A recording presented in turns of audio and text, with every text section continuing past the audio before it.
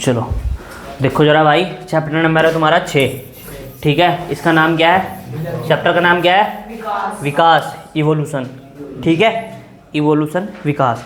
इसके तीन क्वेश्चन है बस। एक तो ये स्टेनले मिलर का प्रयोग मनवा रखा मैंने तुम्हें, बहुत बढ़िया तरीके से पढ़ा रखा। ये मिलर का प्रयोग है। मिलर के प्रयोग के बाद इसमें जो दूसरा क्वेश्चन है वो है हार्डी-वीनबर्ग का सिद्धांत, ठीक है। और तीसरा जो है इसमें वो ह्यूमन इवोल्यूशन वाला, मानव का उद्भव और विकास कैसे हुआ था। यहाँ से क्वेश्चन पक्का आएगा मानव वाले विकास में से, ध्यान रखियो जरूर। यहाँ से कुछ ना कुछ जरूर पूछेगा वो, कुछ ना कुछ जरूर, इसको रट के जाना बस, यही है इसमें। बाकी फिर तो ये आ गया तुम्हारा मानव स्वास्थ्य वाला। 3 ही क्वेश्चन है इसमें बस ये। और ही कहीं भाई याद कर लियो, ये नहीं कि घर याद करेंगे हम जाके, घर क्यों टाइम वेस्ट करना, जब मैं तुम्हें यहाँ समझा रहा हूँ यहीं कहीं याद कर लियो उसे बस, ठीक है। मिलर के प्रयोग को कितने हो गए थे, लगभग 17-18 क्वेश्चन हो गए थे, है ना। क्या कर रहा दिख नहीं रहा था क्या, अब ठीक है।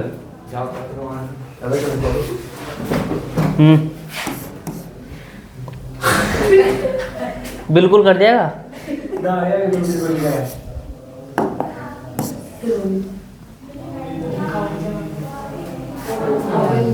चमक नहीं रहा, लिखा नहीं चमक रहा, क्या कर रहा है। ओहो यार, ऐसे क्या हो गया। अब देखियो जरा, दिख रहा, अब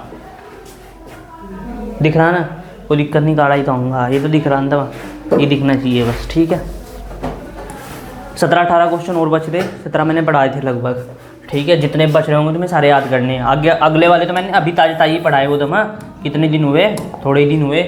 सबसे पहला क्वेश्चन, चैप्टर नंबर कितना है, 6, चैप्टर का नाम है विकास, ठीक है। तो इसमें पहला ही क्वेश्चन था ये, मिलर के प्रयोग का सचित्र वर्णन कीजिए। मिलर का प्रयोग 2018 में आया होगा ये, मुझे पता है, मिलर का प्रयोग, ठीक है। मिलर के प्रयोग का सचित्र वर्णन कीजिए। दूसरा क्वेश्चन कैसा आ सकता है, स्टैनले मिलर, इसका पूरा नाम है स्टैनले मिलर, ठीक है। स्टैनले मिलर के प्रयोग का स्वच्छ नामांकित चित्र बनाइए। तो सन याद रखना है, अगर तुम्हें सन याद है तो बहुत बढ़िया, सन याद है एकदम इम्पैक्ट पड़ेगा उस पर एग्जामिनर पे, जो तुम्हारी कॉपी चेक कर रहा होगा। सन 1924 में, ठीक है। और 1928 ईस्वी में कौन सा प्रयोग आया था, याद है कुछ। सन 1928 में चूहे वाला, ग्रिफिथ का एक्सपेरिमेंट। 1953 में क्या हुआ था, किसकी खोज हुई थी, डीएनए के द्विगुणन की, है ना। वॉटसन और क्रिक ने डीएनए के द्विगुणन की वो करा था, प्रयोग दिया था, ठीक है। डबल हेलिक्स मॉडल दिया था। 1924 ईस्वी में ओपेरिन और हाल्डेन रासायनिक अर्धविकास, क्या है ये, अर्धविकास ही होगा ये, केमिकल इवोल्यूशन के द्वारा जीवन की उत्पत्ति का सिद्धांत दिया। 1953 ईस्वी में स्टैनले मिलर ने अपने प्रयोग द्वारा ओपेरिन के कथन की पुष्टि की। तुम्हें कुछ नहीं लिखना, बस ये लिखना है यहाँ से, ये वाली लाइन। अगर तुम ऊपर वाले 2 साइंटिस्ट के नाम भी भूल चुके हो तो ये वाला लिख देना। 1953 ईस्वी में स्टैनले मिलर ने अपने प्रयोग द्वारा ओपेरिन के कथन की पुष्टि की, ठीक है। ये ऐसे लिख दो, 1953 ईस्वी में स्टैनले मिलर ने अपना प्रयोग दिया, ठीक है। ये लिख दियो बस। बाकी और कुछ याद है या नहीं है, क्या लिखोगे, सन 1953 ईस्वी में, ठीक है। तो वो प्रयोग था क्या, ये था वो प्रयोग। देखो इसमें क्या क्या होता है। इस प्रयोग में मिलर ने एक बड़ा फ्लास्क, बड़ा क्या लिया था, फ्लास्क लिया था। कौन सा बड़ा फ्लास्क लिया था, ये वाला बड़ा फ्लास्क लिया, ठीक है। बड़ा फ्लास्क लिया, उसमें क्या क्या रखी थी, मीथेन, हाइड्रोजन और अमोनिया। इसी अनुपात में रखनी है तुम्हें याद, ठीक है। मीथेन, हाइड्रोजन और अमोनिया, है ना। याद करवाया था मैंने, कुछ ट्रिक बताई थी। अच्छा चलो ठीक है। मीथेन, हाइड्रोजन और अमोनिया को 2:2:1, यही क्रम याद रखना। मीथेन का, फिर हाइड्रोजन का, फिर अमोनिया का 2:2:1 में लिया था। और ये 1 नंबर में क्वेश्चन आ सकता है, ये वाला क्वेश्चन 1 नंबर में आ सकता है, ठीक है। जो स्टैनले मिलर का प्रयोग था उसमें कौन कौन सी गैस को कितने कितने मात्रा उसमें लिया था, अनुपात में लिया था। अगर उसने अमोनिया पहले लिख दिया तो ये अनुपात बदल जाएगा, यहाँ आगे 1 आ जाएगा। ठीक है, ध्यान रखिए ये बात। अमोनिया को अगर उसने पहले लिख दिया ना, कैसे लिख दिया कि स्टानले मिलर ने जो अपना प्रयोग बताया था उसमें अमोनिया रेशियो क्या है ये मीथेन और रेशियो हाइड्रोजन, इसका अनुपात बताइए, तो उसका अनुपात बन जाएगा फिर 1:2:2। याद रखियो ये। अगर अमोनिया बाद में है तो बाद में 1 आएगा, अमोनिया पहले है तो पहले 1 आएगा। ठीक है भाई। एक बड़ा फ्लास्क लिया था, ठीक है, और एक छोटा फ्लास्क लिया था, जिसमें क्या लिया उसने, उबलता हुआ पानी 800 डिग्री सेल्सियस पर लिया। छोटे फ्लास्क का बड़े फ्लास्क से जोड़ दिया। छोटे फ्लास्क को का नहीं, कोई है गए,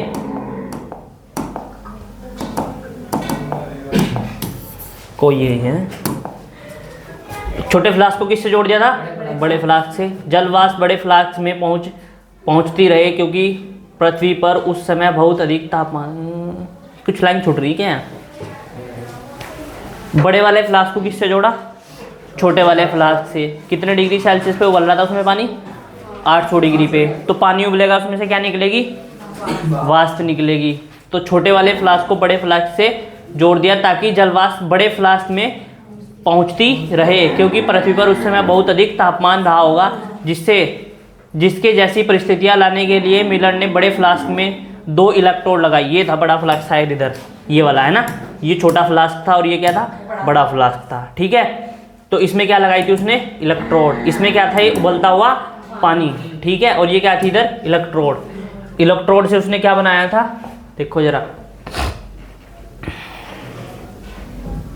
2 इलेक्ट्रोड लगाई और अत्यधिक विद्युत धारा को 1 सप्ताह तक प्रवाहित किया गया। ये भी क्वेश्चन आ सकता है, कितने सप्ताह तक प्रवाहित करा था, 1 सप्ताह तक। ठीक है, अंत में 1 सप्ताह के प्रयोग के बाद एक लाल रंग का गंदा पदार्थ प्राप्त हुआ, जिसमें क्या था, ये बात ध्यान रखना, जिसमें क्या क्या था, अमीनो अम्ल और क्या था, शर्करा और कार्बनिक अम्ल का मिश्रण था। ठीक है, अमीनो अम्ल मिलके क्या बनाते हैं, बहुत सारे अमीनो अम्ल मिलेंगे, क्या बनाएंगे, प्रोटीन। क्या बनाते हैं, प्रोटीन। तो तुम्हारे शरीर में जो अमीनो अम्ल होंगे वो क्या बनाएंगे, प्रोटीन। ठीक है, शर्करा मतलब होती है कार्बोहाइड्रेट, शुगर। ठीक है, कार्बोहाइड्रेट में क्या क्या आते हैं, जैसे ग्लूकोज हो गया, फ्रक्टोज हो गया, जो तुम खाते हो उससे क्या बनती है, ग्लूकोज फ्रक्टोज, यही तो बनती है, शर्करा बनती है। ठीक है, उसके बाद कार्बनिक अम्ल। ठीक है, 3 चीज़ होगी। क्या क्या मिला था उस गंदे पदार्थ में, गंदेला लिखवाया था मैंने शायद, है ना, गंदेला पदार्थ मिला था, उसमें अमीनो अम्ल मिलेगा, शर्करा मिलेगी और कार्बनिक अम्ल मिलेगा, उसका मिश्रण मिला। और क्या है, ओपेरिन के कथन की पुष्टि हुई कि वातावरण में उपस्थित मीथेन, हाइड्रोजन और अमोनिया से ही जीवन की उत्पत्ति हुई है। बस ये बताना चाहते हैं कि जीवन की उत्पत्ति कैसे हुई है, शुरू में जीवन कैसा रहा होगा, है ना, याद हो गया ये। ओपेटिन लिख रखा है इसने, ओपेटिन। सबसे पहले क्या लिया इसने, छोटा फ्लास्क। इधर इसमें कितने डिग्री पे पानी रखा उसने, 800 डिग्री सेल्सियस पे। ठीक है, इसको किससे जोड़ दिया, बड़े फ्लास्क से। यहाँ वैक्यूम पंप हो गए। ठीक है, प्रेशर को वो करने के लिए, मेंटेन रखने के लिए। इधर क्या होगी, इसमें 2 इलेक्ट्रोड होगी। इसमें क्या कर दिया, ये चिंगारी डाल दिया ना, विद्युत धारा प्रवाहित होगी 1 सप्ताह तक। गैस कौन कौन सी थी इसमें, मीथेन और हाइड्रोजन और अमोनिया और वाटर। ठीक है, इधर कंडेंसर हो गया ठंडा करने के लिए, है ना। और इधर क्या मिला तुम्हें, इसमें कार्बनिक यौगिक वाला जल। इसमें ही मिल रहे थे तुम्हें, क्या क्या मिल रहे थे, अमीनो अम्ल और शुगर और कार्बोनिक एसिड, है ना। तो कैसे करोगे इसको जरा याद, 3 नंबर में आता है डायग्राम सहित। कैसे करोगे याद इसको, कैसे करोगे। सन 1953 ईस्वी में किसने, सन 1953 ईस्वी में मिलर ने एक प्रयोग दिया। ठीक है, मिलर ने एक अपना प्रयोग दिया जिससे ओपेरिन और हाल्डिन के नियम की पुष्टि हुई। ठीक है भाई, तो इसमें क्या करा उसने, सबसे पहले एक छोटा फ्लास्क लिया जिसमें पानी को रखा कितने डिग्री सेल्सियस पे, 800 डिग्री सेल्सियस पे उबलता हुआ रखा। ठीक है, इस छोटे वाले फ्लास्क से क्या निकल रही थी, जलवाष्प। ठीक है, इसको किससे जोड़ दिया, बड़े वाले फ्लास्क से, ताकि उसमें जलवाष्प जो थी वो आसानी से पहुंचती रहे। ऐसा क्यों किया उसने, क्यों किया उसने ऐसा? क्योंकि शुरुआत में पृथ्वी पर जो वातावरण रहा होगा बहुत गर्म रहा होगा, ठीक है, बहुत गर्म रहा होगा। और बड़े वाले फ्लास्क में क्या करा उसने, फिर 2 इलेक्ट्रोड डाल ली, वहाँ विद्युत धारा प्रवाहित करी 1 सप्ताह तक, ठीक है। और इसमें क्या क्या कौन कौन सी गैस थी, ये गैस थी, ठीक है। और मिला क्या हमें लास्ट में? कार्बनिक यौगिक मिला था। क्या क्या क्या था उसमें गंधेले पदार्थ में? अमीनो अम्ल थे और शर्करा थी और कार्बनिक। बस बात खत्म। ये लिखना तुम्हें मोटे मोटे शब्दों में, यही याद रखना तुम्हें। वो तो तुम खुद ही बना लोगे पूरा सेंटेंस, तो मोटा मोटा याद रखना बस तुम्हें, जो बना के लिख सको तुम वहाँ। हो गया ना ये याद? पक्का? ठीक है। उसके बाद है हार्डी वीनवर्ग का। हार्डी वीनवर्ग सिद्धांत का उल्लेख कीजिए। 2023 का क्वेश्चन है, हार्डी वीनवर्ग सिद्धांत। इस सिद्धांत के अनुसार लैंगिक प्रजनन करने वाली समष्टियाँ क्या होती हैं? समष्टियाँ बताई थी, समष्टियाँ क्या होती हैं? समष्टियाँ आगे भी आएगा अगले वाले चैप्टरों में। क्या हो समष्टियों का मतलब?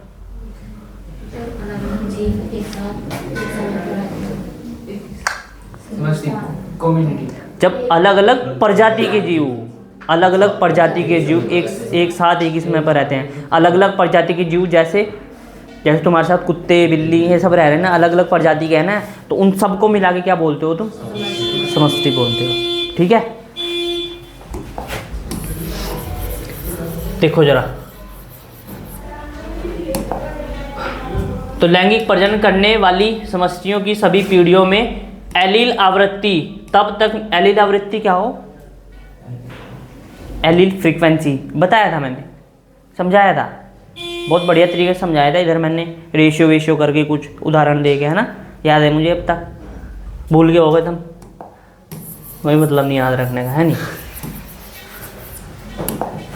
देखो जरा, इस सिद्धांत के अनुसार लैंगिक प्रजनन करने वाली सभी समष्टियों की सभी पीढ़ियों में एलील आवृत्ति तब तक निश्चित व स्थिर बनी रहती है जब तक कि निम्न 5 परिस्थितियां बनी रहे, ठीक है। निम्न 5 परिस्थितियां बनी रहे। सिंपल सी बात है, तुमने हार्डी वीनवर्ग सिद्धांत लिखा, तुमने हेडिंग डाल ली, और इसमें क्या लिखोगे कि इनके अनुसार लैंगिक प्रजनन करने वाली समष्टियां जो होती हैं, समष्टियां उसकी सभी पीढ़ियों में, समष्टियों की सभी पीढ़ियों में एलील आवृत्ति क्या रहती है? बनी रहती है, स्थिर रहती है। एलील आवृत्ति स्थिर रहती है। कब तक स्थिर रहती है? जब तक ये 5 कंडीशन है। अगर इनमें से कोई भी एक कंडीशन बदली तो एलील की जो फ्रीक्वेंसी होगी वो भी क्या हो जाएगी?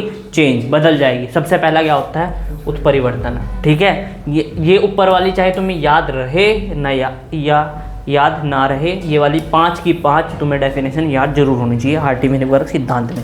ऊपर वाला चाहे तुम्हें याद है नहीं है, लेकिन ये जो 5 पॉइंट है ना, ये जरूर याद होने चाहिए तुम्हें, ठीक है। हार्डी वीनवर्ग सिद्धांत में सबसे पहला क्या है? उत्परिवर्तन ना हो, नो म्यूटेशन। म्यूटेशन का मतलब उत्परिवर्तन, है ना।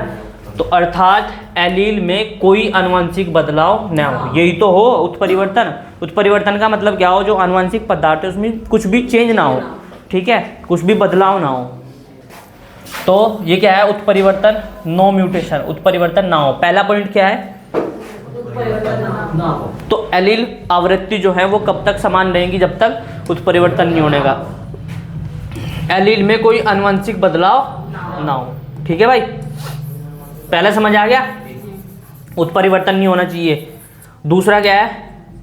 जीन प्रवाह न हो, gene flow, no gene flow, gene प्रवाह नहीं होना चाहिए। पहला उत्परिवर्तन ना हो, ठीक है। उत्परिवर्तन का मतलब है एलील में कोई आनुवंशिक बदलाव ना हो, ठीक है। दूसरा क्या है? जीन प्रवाह ना हो, नो जीन फ्लो। एलील का समष्टि से बाहर जाना या बाहर से एलील का समष्टि में आना जीन प्रवाह कहलाता है। या तो कोई एलील उस समष्टि से बाहर जा रही, जैसे तुम हो, तुम्हारी समष्टि से बाहर जा रही कोई एलील, ठीक है, उसको बाहर जाना बोल रहे, ठीक है। और या फिर तुम्हारे अंदर आ रही है, क्योंकि बाहर से कोई एलील तुम्हारी समष्टि में आ रही है, ठीक है, तो उसको क्या कहते हो तुम? जीन का प्रवाह। जीन प्रवाह, जीन का बहना, चलना, यहाँ से कहीं और जा रही, तुम्हारी समष्टि है, तुम्हारी जनसंख्या से दूसरी जनसंख्या में चले गई, तो इसे क्या बोलेंगे? और उधर से कहाँ आ गई? तुम्हारी जनसंख्या में आ गई, तो इसको बोलेंगे जीन का फ्लो, जीन फ्लो, जीन बह रही है, ठीक है, जीन प्रवाह बोलते हैं इसको, ठीक है। तो एलील आवृत्ति स्थिर बनी रहे उसके लिए जीन प्रवाह नहीं होना चाहिए। जीन एक समष्टि से दूसरी समष्टि में नहीं जानी चाहिए, या दूसरी समष्टि से पहले वाली समष्टि में नहीं आनी चाहिए, ठीक है। ये होता है जीन का फ्लो, नहीं होना चाहिए। तभी क्या रहेगी? तुम्हारी एलील फ्रीक्वेंसी, एलील आवृत्ति क्या रहेगी? समान रहेगी। 2 पॉइंट हो गए, क्या पहला पॉइंट क्या था? उत्परिवर्तन नहीं होना चाहिए। अगर क्या रखनी है तुम्हें, समान क्या रखनी है? एलील आवृत्ति। एलील आवृत्ति तुम्हें क्या रखनी है? समान रखनी है। और वो समान कब रहेगी? पहला पॉइंट उत्परिवर्तन ना हो। दूसरा जीन का प्रवाह ना हो। जीन का प्रवाह समझ गए कैसा होगा? समष्टि है, समष्टि होगी। समष्टि में से कोई जीन बाहर नहीं जानी चाहिए या बाहर से कोई अंदर नहीं आनी चाहिए उस समष्टि में, ये नहीं होना चाहिए। इसे क्या बोलते हैं? क्या बोलते हैं इसको? जीन प्रवाह। जीन प्रवाह, ठीक है। तो एलील आवृत्ति स्थिर बनी रहे उसके लिए जीन प्रवाह नहीं होना चाहिए। पहला उत्परिवर्तन ना हो, दूसरा समझ आ गया? उसके बाद संयोगिक मैथुन, रैंडम मैटिंग बोलते हैं इसको। एलील आवृत्तियां स्थिर बनी रहने के लिए जीव संयोगिक मैथुन ना करे, रैंडम मैटिंग ना करे, रैंडम मैटिंग ना करे। जैसे कुत्ते बिल्ली आपस में मैटिंग ना करे, ठीक है।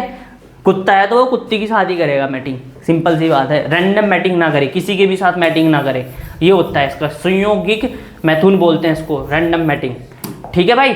तो पहला क्या होगा? उत्परिवर्तन ना हो। दूसरा, तीसरा और चौथा आनुवंशिक अपवाह, नो जेनेटिक ड्रिफ्ट, ठीक है। आनुवंशिक अपवाह भी ना होना चाहिए। एलील आवृत्ति स्थिर हेतु, एलील आवृत्ति स्थिर हेतु मतलब एलील आवृत्ति अगर स्थिर बनी रहने के लिए हेतु आवश्यक है कि एलील आवृत्तियों में अचानक से परिवर्तन ना हो। तो एलील आवृत्ति अगर स्थिर बनी रहनी है तो एलील आवृत्तियों में क्या अचानक से क्या नहीं होना चाहिए? परिवर्तन न होना चाहिए। इसको बोलते हैं आनुवंशिक अपवाह, ठीक है। आनुवंशिक अपवाह। 4 पॉइंट हो चुके हैं तुम्हारे पास। पहला पॉइंट क्या है? उत्परिवर्तन नहीं होने का होना चाहिए।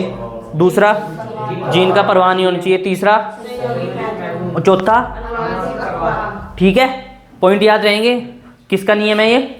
हार्डी बीन वर्ग का, ठीक है।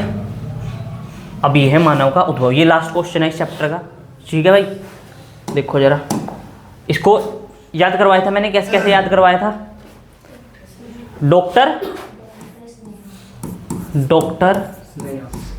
स्नेहा, ऐसे ही तो याद करवाया था, है ना। डी मतलब कौन सा था? ट्रायोपिथिकस। आर मतलब रामापिथिकस। ए इधर से चलोगे ना, पहले इधर से चलोगे फिर इधर से। इधर से क्या है? ए मतलब ऑस्ट्रेलोपिथिकस, ऑस्ट्रेलोपिथिकस ये है। तो सबसे पहले कौन आया? ट्रायोपिथिकस आया। फिर उसके बाद क्या आया? रामापिथिकस। फिर उसके बाद कौन आया? ऑस्ट्रेलोपिथिकस, आदि मानव बोलते थे जिसको। उसके बाद क्या आया? होमो हेबिलस, होमो हैबिलस। उसके बाद क्या है? ई से क्या होता है? इरेक्टस। ये खड़े हो गए, पहली बार चलना सीखे तो होमो इरेक्टस। इरेक्ट मतलब सीधा होता है, ठीक है। इरेक्ट मतलब क्या होता है? सीधा। तो पहली बार जो खड़ा होकर चलना सीखा था वो मानव कौन सा था? होमो इरेक्टस। उसके बाद क्या था? ये निरंतर थल। और ये एस मतलब सेपियंस, होमो सेपियंस।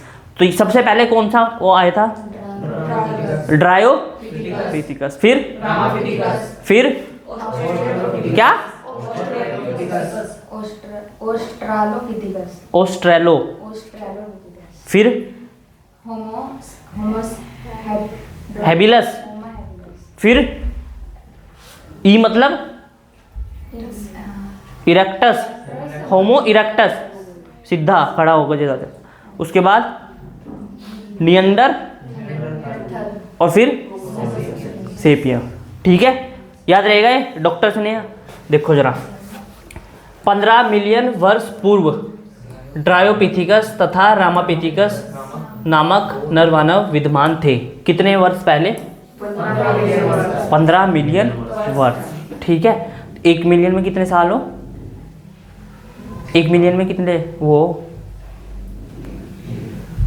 कितने लाख हो? 10 लाख, ठीक है। तो ये कितने लाख साल पहले की बात चल दी?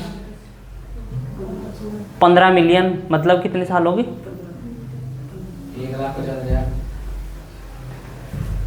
कितने साल होगी? 1 मिलियन में कितने लाख? 2 में कितने होंगे? 3 में? 10 में कितने होंगे? 100 लाख। और फिर आगे कितने बच गए? 5 और बच गए, उसमें 50 लाख होंगे, है ना। तो कितने हो गए? 150 लाख, 150 लाख का मतलब कितने करोड़ हो? 1.5 करोड़। कितने करोड़ हो? 1.5 करोड़। 1.5 करोड़ साल पहले की बात चल रही है, ठीक है।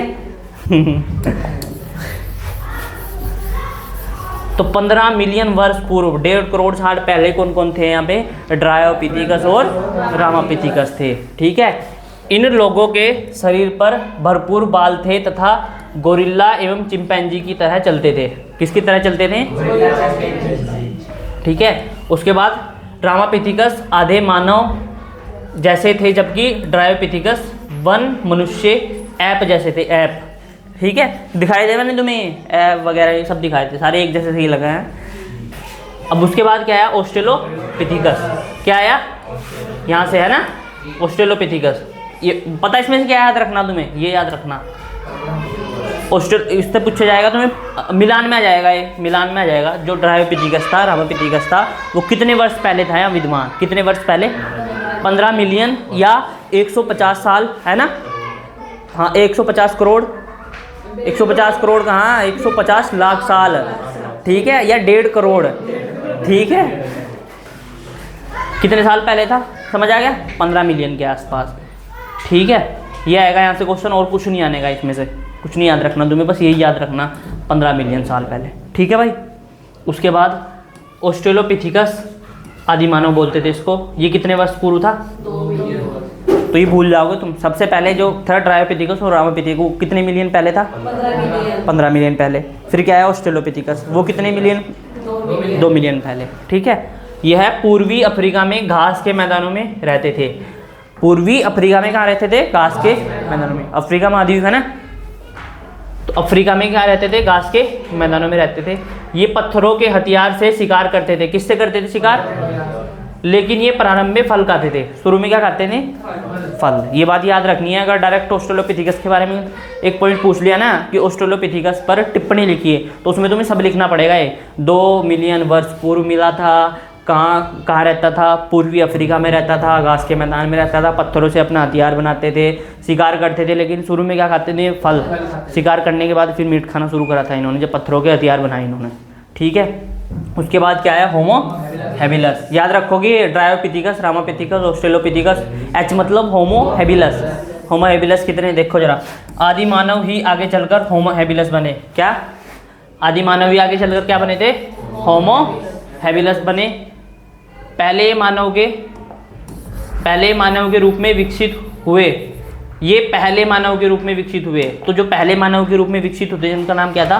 होमो हैबिलस। तो जहाँ भी होमो आ गया ना वो लिखा हुआ, इसका मतलब वो पहली बार किसके जैसे दिखे थे? मानव के रूप, मानव के जैसे थे वो, ठीक है। पहली बार जो मानव के जैसा दिखा था वो था होमो हैबिलस। जहाँ भी होमो जहाँ से शुरू हो रहा है ना, होमो तो मानव की प्रजाति है, शुरू है वहाँ से, मतलब, ठीक है, मानव जैसा। तो होमो हैबिलस मानव के जैसा था ये, ठीक है, विकसित हुए। इनकी दिमागी क्षमता, ये बहुत इंपॉर्टेंट है, सबकी दिमागी क्षमता तुम्हें रट के जानी है, ठीक है। नेट में भी क्वेश्चन आ रखा और इसमें भी आ रखा है, एक बार इसमें क्या बोलते हैं बोर्ड में भी आ रखा, और इस बार भी आने की इसकी संभावना पूरी है। मानव के विकास में से क्या पूछेगा वो? उसकी दिमागी क्षमता कितनी थी। होमो हैबिलस की दिमागी क्षमता देखो 650 के आसपास है। हाँ, ये रही 650 से 800 सीसी मतलब सेंटीमीटर क्यूब, ठीक है। सेंटीमीटर क्यूब मतलब इतना सा था इसका सेंटीमीटर क्यूब, इतनी खोपड़ी का जो साइज़ है ना वो सेंटीमीटर क्यूब मतलब वॉल्यूम में नाप रखा है इनमें। तो कितना था इसका जो साइज़ था तुम्हारी खोपड़ी का, कितना था? छोटी थी इसकी खोपड़ी, ठीक है। इसमें दिमाग कम आता था मतलब। तो जैसे जैसे विकसित हुए होमो सैपियंस पे आए, तो होमो सैपियंस की जो क्षमता थी वो कितनी होगी थी? तो इसकी मतलब खोपड़ी का साइज़ क्या हो गया था? इसका बढ़ गया था, ठीक है, 1350 के आसपास हो गया था, ठीक है। तो ऐसा नहीं है कि पहले से ही तुम्हारी खोपड़ी का साइज इतना बड़ा है, पहले छोटा था फिर थोड़ा बड़ा फिर बड़ा ऐसे। देख लो तुम बंदर, तुम्हारे पूर्वज है ना, उनकी खोपड़ी का साइज इतना सा हो, है ना, तो तुम्हारा तो बड़ा है उससे। तो ये ध्यान याद रखना है ये वाला। सबसे पहले कौन से मानव जैसे कौन दिखा था? होमो हैबिलस, ठीक है। और इसकी जो ब्रेन कैपेसिटी थी, दिमागी जो क्षमता थी वो कितनी थी? ठीक है, ये मांस नहीं खाते थे और ये, ठीक है। उसके बाद क्या आएगा? होमो इरेक्टस। अब तक मैंने तुम्हें कौन कौन से पढ़ा दिए? ड्रायोपिथिकस रामापिथिकस 15 मिलियन वर्ष पूर्व अफ्रीका में रहते थे, है ना? जी ठीक है, अफ्रीका में ही था क्या? जी जी, पूर्व अफ्रीका में। पूर्व अफ्रीका में, है ना? पूर्व अफ्रीका में, ठीक है। वर्ष पूर्व नहीं, ये था, ये तो ऑस्ट्रेलोपिथिकस था ये। बस तुम्हें इसमें ये याद रखना 15 मिलियन वर्ष पूर्व था ये, ठीक है। ऑस्ट्रेलोपिथिकस था, पूर्व अफ्रीका में, पत्थर से हथियार बनाए थे, फल खाते थे शुरू में। उसके बाद आया होमो हैबिलस। जहाँ भी होमो नाम आ गया इसका मतलब कि किसके जैसा दिखेगा?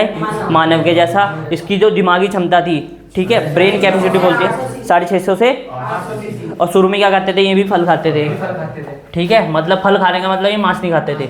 उसके बाद क्या आया? स्नेहा था, स्नेहा, ऑस्ट्रेलोपिथिकस, होमो हैबिलस। उसके बाद क्या आया? होमो। अगर उसने ये भी पूछ लिया ना कि मानव के उद्भव का क्रम बताइए, मानव के उद्भव का क्रम बताइए, या ऐसे पूछ लेगा, ये 6-7 नाम देगा तुम्हें, उसमें कैसे कैसे क्वेश्चन बन सकता है यहाँ से। पहले तुमसे पूछेगा सही मिलान, मतलब सही मिलान कीजिए, तो उसमें क्या क्या पूछ लेगा वो कि कौन कौन सा जो ये है जीव था, इसमें से होमो इरेक्टस हो गया, ऑस्ट्रेलोपिथिकस रामापिथिकस कितने कितने साल पहले पैदा हुआ थे या थे, प्रेजेंट थे पृथ्वी पे। 20 मिलियन, 2 मिलियन, 18,000, 25,000 साल पहले, ठीक है, क्योंकि इसमें आगे भी है ना 75,000 साल पहले, ठीक है। ये मिलान करवा लेगा, पहला क्वेश्चन बन सकता है ऐसा। दूसरा क्वेश्चन इसमें से क्या बन सकता है? सबकी ब्रेन कैपेसिटी इधर ले लेगा, उनका नाम इधर लिखे होंगे, उसके मिलान करने को आ जाएंगे, ठीक है। तीसरा क्वेश्चन जो सबसे हार्ड क्वेश्चन माना जाएगा वो कैसा बन सकता है? सबके नाम दे देगा, पहले ड्रायोपिथिकस दे देगा, फिर रामापिथिकस, होमो इरेक्टस, ऑस्ट्रेलोपिथिकस, मतलब उनके नाम का जो अरेंजमेंट है ना, उनके नाम का व्यवस्थित करेगा वो नाम को, किसी को आगे लिख देगा, किसी को पीछे लिख देगा। तुम्हें उसको सही क्रम में लगाना होगा, ठीक है। किसको क्या लगाना होगा? सही क्रम में। और दूसरा सही क्रम वाला पता क्वेश्चन कहाँ से आता है?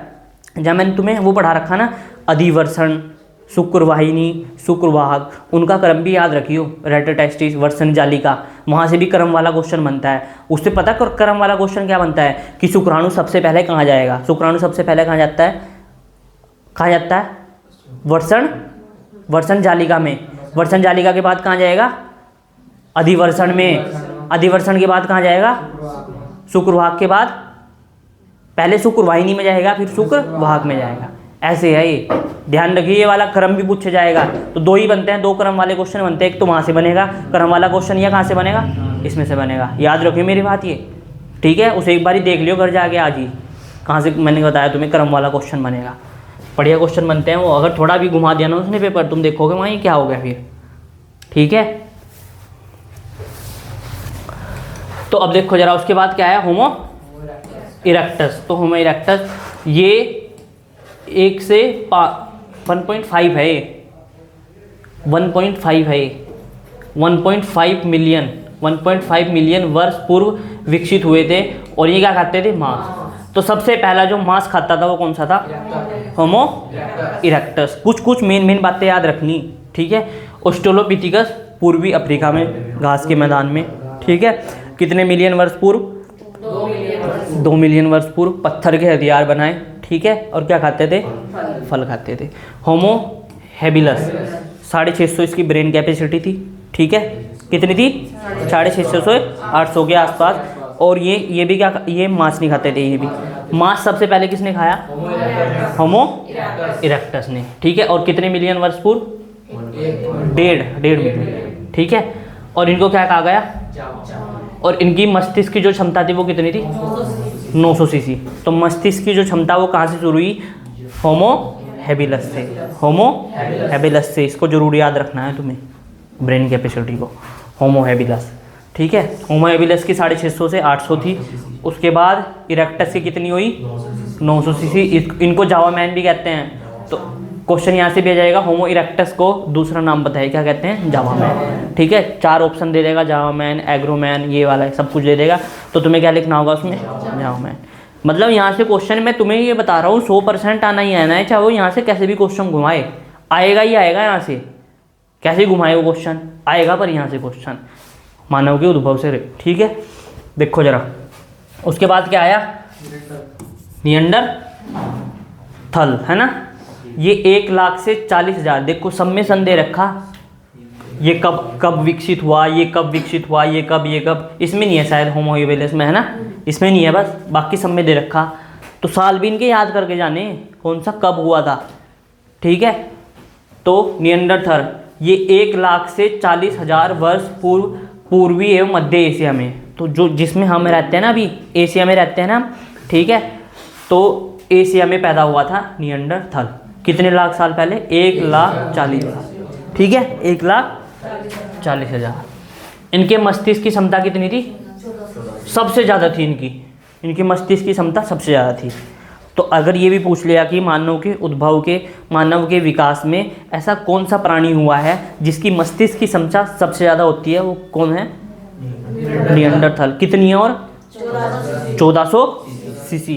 पहले वाले की, ये क्रम तो तुम्हें याद ही रहेगा, सबसे पहले वाले की 650 से 800, फिर थोड़ी सी बड़ी 900, ठीक है, फिर कितने पाया वो? 1400, फिर लास्ट में जो हम हैं अब होमो सेपियंस, उसकी कितनी है? 1350 सीसी। ठीक है भाई, तो इनके मस्तिष्क की क्षमता कितनी? नियंडरथल की 1400 सीसी। अपने शरीर को बचाने के लिए खाल का प्रयोग करते थे। ठीक है, उसके बाद ये अपने मर्तकों को जमीन में गाड़ते थे।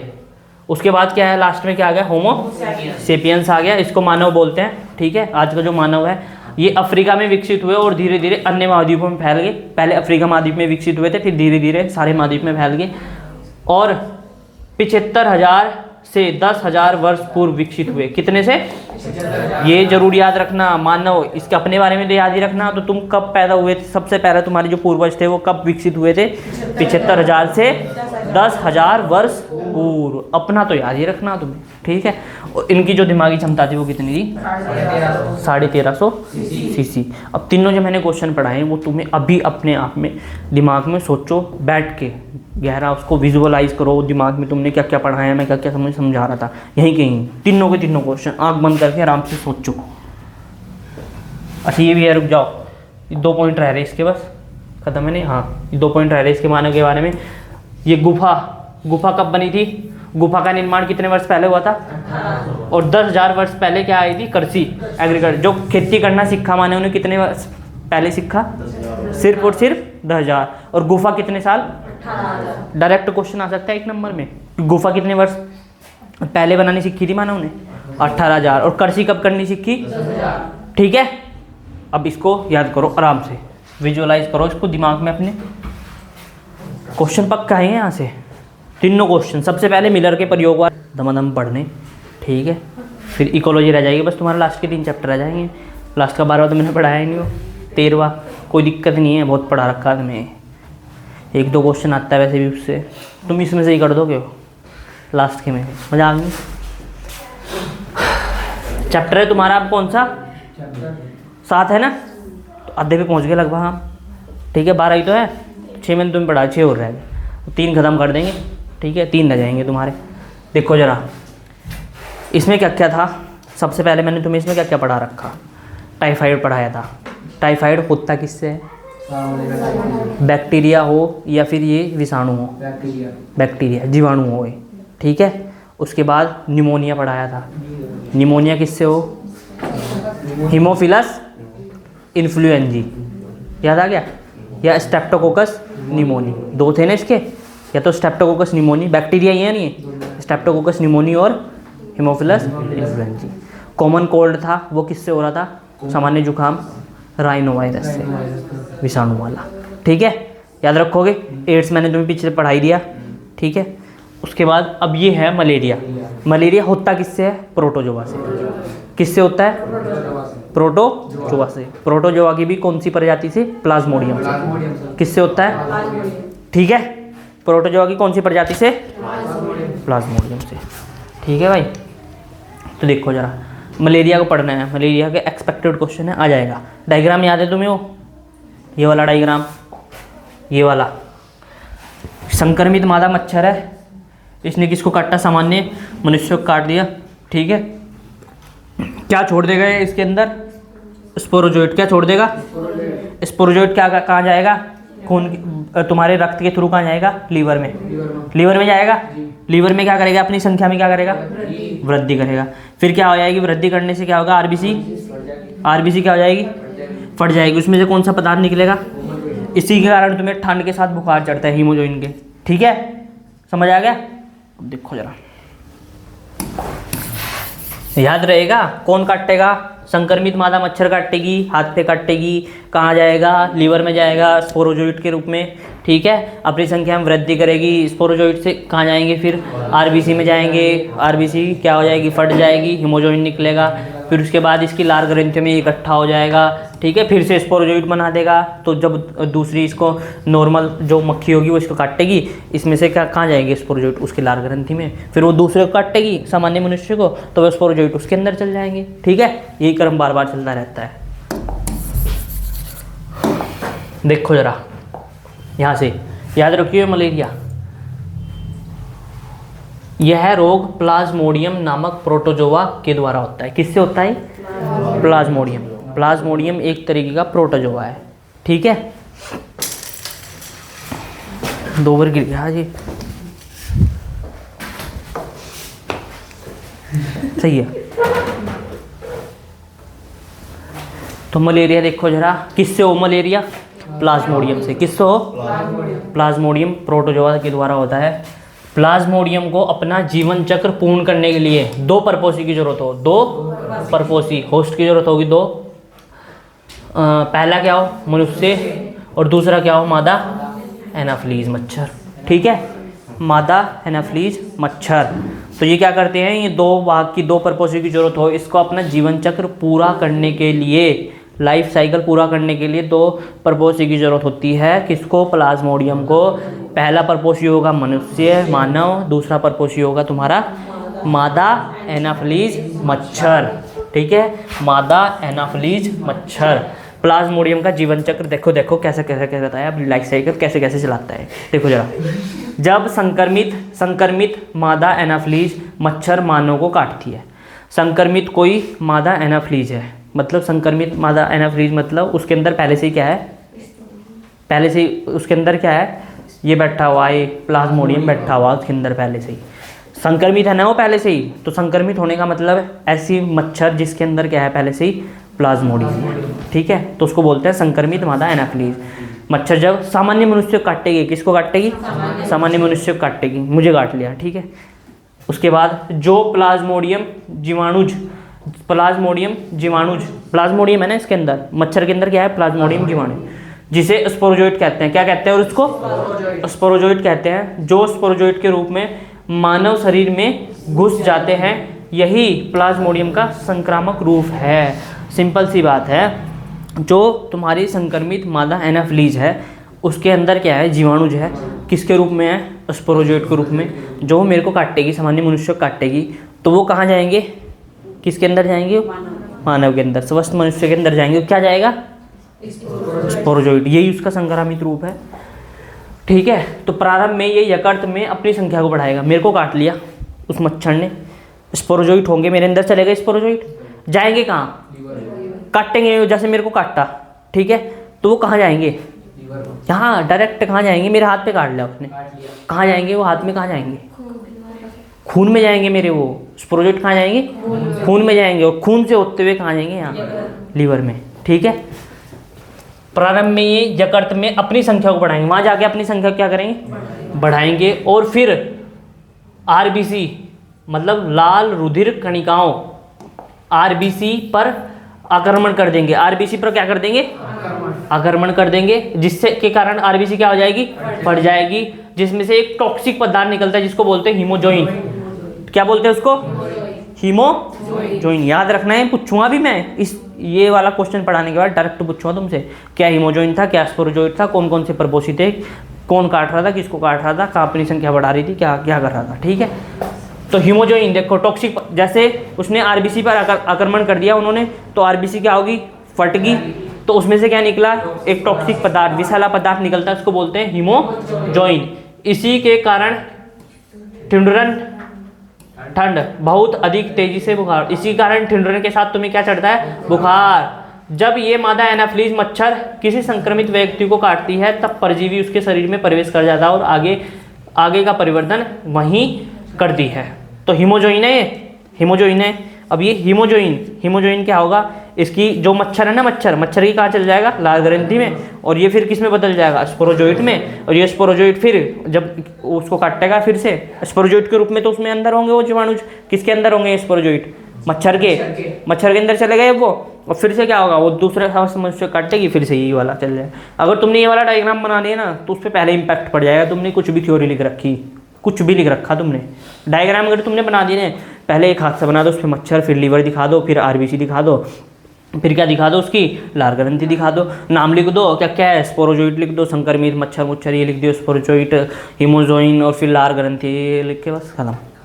ठीक है, जल्दी जल्दी। तो डायग्राम से बहुत इंपैक्ट पड़ता है। तुमने थ्योरी में इतना तो लिख दोगे तुम, 2-4 नाम तो तुम्हें याद रहेंगे, स्पोरोजोइट, हीमोजोइन, टिंडरन के साथ बुखार कब चढ़ता है। ठीक है, और किससे होता है ये, प्लाज्मोडियम से। कितने परपोसी चाहिए हो, 2, मानव और फीमेल, मादा एनाफिलीज मच्छर।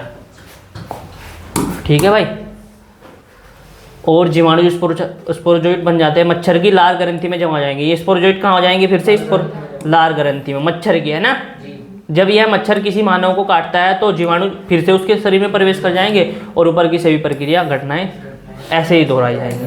ठीक है भाई, समझ आ गए। पूछ लूं, मनोज बता जरा, ठिंडरन के साथ बुखार किसकी वजह से चढ़ता है, हीमोजोइन, ये एक विषैला पदार्थ होता है ना।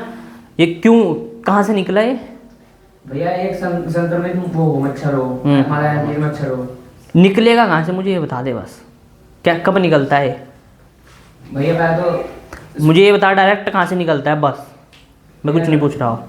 आरबीसी में तो निकला था। हाँ, जब आरबीसी फट जाना तब निकलेगा ये। ठीक है, कितने वो होस्ट की जरूरत है, कितने परपोसी की जरूरत है प्लाज्मोडियम को अपना जीवन चक्र पूरा करने के लिए, मनुष्य और मादा एनाफिलीज मच्छर। क्या हो रहा है, ये क्या चल रहा था, ये क्या पढ़ा है मैंने, जो भैया मेरे याद है, क्या आता है वो, क्या पढ़ाया, क्या पढ़ाया, मलेरिया। तो इन्हें नहीं पता क्या पढ़ाया मैंने, वो मलेरिया पढ़ाया, वो किस तो हो रही हो, मलेरिया हो, और प्रोटोजोआ की एक प्रजाति हो, उसका नाम बता क्या हो, प्लाज्मोडियम, क्या हो, प्लाज्मोडियम। पता ही नहीं क्या चल रहा, नींद आ रही क्या, सो जाओ।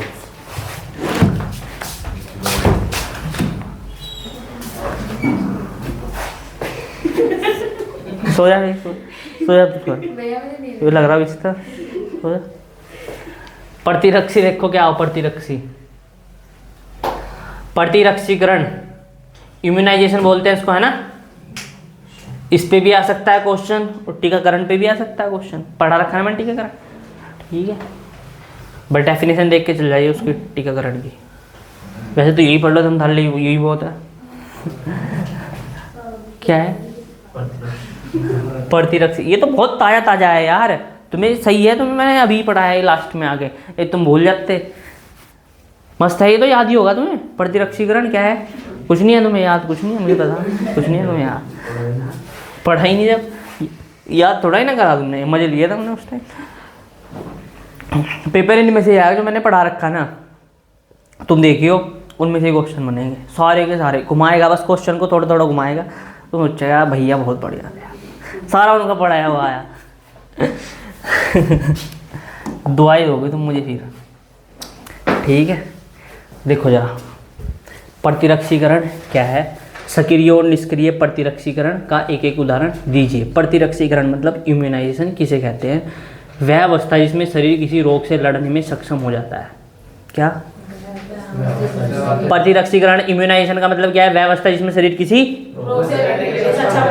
अच्छा ठीक है, उसे क्या कहते हैं प्रतिरक्षीकरण। तो प्रतिरक्षीकरण कितने प्रकार का होता है, 2 प्रकार का, सक्रिय और निष्क्रिय। सक्रिय मतलब एक्टिव इम्यूनाइजेशन, जब व्यक्ति के शरीर की अपनी कोशिकाएं रोगाणुओं से लड़ने के लिए स्वयं प्रतिरक्षी एंटीबॉडी पैदा करती है, तो उसे क्या कहते हैं, सक्रिय प्रतिरक्षा, सक्रिय प्रतिरक्षीकरण कहते हैं। किसे कहते हैं प्रतिरक्षीकरण, क्या हो, प्रतिरक्षीकरण क्या हो, वह अवस्था जिसमें शरीर किसी रोग से लड़ने में के लिए सक्षम हो जाता है। ठीक है, दो तरीके का होगा, या तो वो सक्रिय हो सकता है या निष्क्रिय। सक्रिय क्या होगा, अगर मेरा शरीर, खुद का शरीर जो है ना, वो किसी रोग से लड़ने के लिए खुद एंटीबॉडी बना रहा, तो वो क्या कहलाएगा, सक्रिय प्रतिरक्षीकरण। अगर बाहर से रेडीमेड एंटीबॉडी दे रहा हूं मैं अपने शरीर को, या मैं कोई दवाई खा रहा हूं किसी रोग से लड़ने के लिए, मैं कोई दवाई खा रहा हूं, ठीक है, तो वो क्या कहलाएगा, ठीक है, समझ आ गया। देखो जरा, तो प्रतिरक्षीकरण समझ आ गया, वह अवस्था हो या जिसमें हमारे जो शरीर है किसी रोग से लड़ने में सक्षम हो जाता है। ठीक है, दो तरीके की हो, एक सक्रिय प्रतिरक्षीकरण, एक निष्क्रिय। एक्टिव बोलते हैं इसको, एक्टिव इम्यूनाइजेशन। इंग्लिश में भी आ सकता है इसका क्वेश्चन, इम्यूनाइजेशन किसे कहते हैं, इम्यूनाइजेशन। ठीक है, तो सक्रिय प्रतिरक्षीकरण क्या होगा, जब व्यक्ति के शरीर की, कितने क्वेश्चन हो गए होंगे 20 के आसपास, तो तो कल बोल रहे थे परसों को, इनका वर्षों को अभी कितने हो गए, 20 हो गए, 10 हो रहा है, तो 10 कल पढ़ाएंगे, ज़्यादा रह रहे हैं पढ़ा दो ही ना, 5 क्वेश्चन पढ़ा दो। 10-15 पेज और पढ़ा दो, 10 पेज है ना, फिर रह जाएगा, थोड़ा सा रह जाएगा कुछ।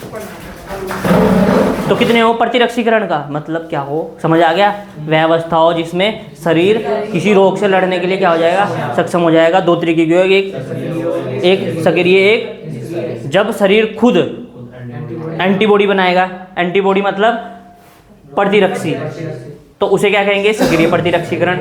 जैसे मानव में बीमारी के प्रति प्रतिरक्षीकरण, जैसे कोविड वैक्सीन, ये क्या है, पोलियो ड्रॉप, टीबी के लिए दी जाने वाली BCG, बैसिलस, क्या है ये, लिख लियो अपने आप। ठीक है, दूसरा क्या है, निष्क्रिय प्रतिरक्षीकरण, पैसिव बोलते हैं इसको, पैसिव इम्यूनाइजेशन। ठीक है, जब शरीर को बाहर से तैयार प्रतिरक्षी, बाहर से एंटीबॉडी दी जा रही ना, बाहर से प्रतिरक्षी दी जा रही, तो उसको क्या बोलते हैं, निष्क्रिय प्रतिरक्षीकरण। समझ आएगा प्रतिरक्षीकरण क्या हो, प्रतिरक्षीकरण एक अवस्था हो तुम्हारे शरीर की जिसमें तुम्हारा जो शरीर ना, वो किसी रोग से लड़ने में क्या हो जाएगा, सक्षम। तो दो तरीके का हो, एक तो सक्रिय, एक हो निष्क्रिय। सक्रिय का मतलब है अगर तुम्हें कोई रोग हुआ, ठीक है, छोटा मोटा जुकाम हुआ, ठीक है, तो तुम्हारा शरीर उससे सबसे पहले लड़ने के लिए क्या बनाएगा, तुम्हारे शरीर में एंटीबॉडी बनाएगा वो। तो इस प्रकार का जो प्रतिरक्षीकरण कहते हैं, इसको बोलते हैं सक्रिय प्रतिरक्षीकरण। अगर तुमने उस रोग से लड़ने के लिए बाहर से कोई एंटीबॉडी ली, बाहर से कोई प्रतिरक्षी ली, जैसे तुमने कोई दवाई खाई, तो वो क्या कहलाएगा, निष्क्रिय प्रतिरक्षीकरण। ठीक है, जैसे मानव में सांप के काटने के बाद दिए जाने वाली एंटीवेनम वैक्सीन। ठीक है, देखो जरा टीकाकरण, ये है भी क्या इसमें आगे, टीकाकरण मैंने पढ़ा रखा आगे, नहीं कैंसर है, टीकाकरण वाला छोड़ दिया मैंने, कैंसर वाला लिखा। तो इसके भी दो पढ़ा दिए मैंने, शायद 2 पढ़ा दिए ना, एक तो कौन सा पढ़ा दिया, मलेरिया वाला, एक क्या पढ़ा दिया, प्रतिरक्षी वाला। ये तो है नहीं, सारे क्वेश्चन आ जाएंगे इससे, जितने मैंने पढ़ा रखे आएंगे 2 या 3, बस 3 ही उठा रखे मैंने सबसे। ये वाला देखो जरा, कैंसर, कैंसर क्या हो, इम्पोर्टेंट है कैंसर वाला। ठीक है, इससे जरूर आएगा क्वेश्चन कैंसर वाले से।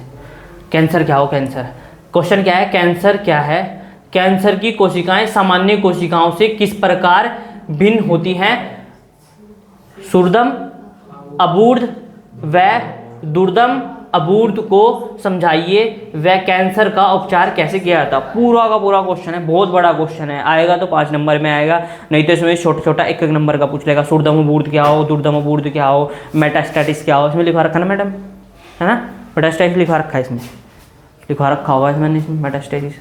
कैंसर देखो, यह एक असंक्रामक रोग है, फैलता नहीं है, लगता नहीं है, असंक्रामक है।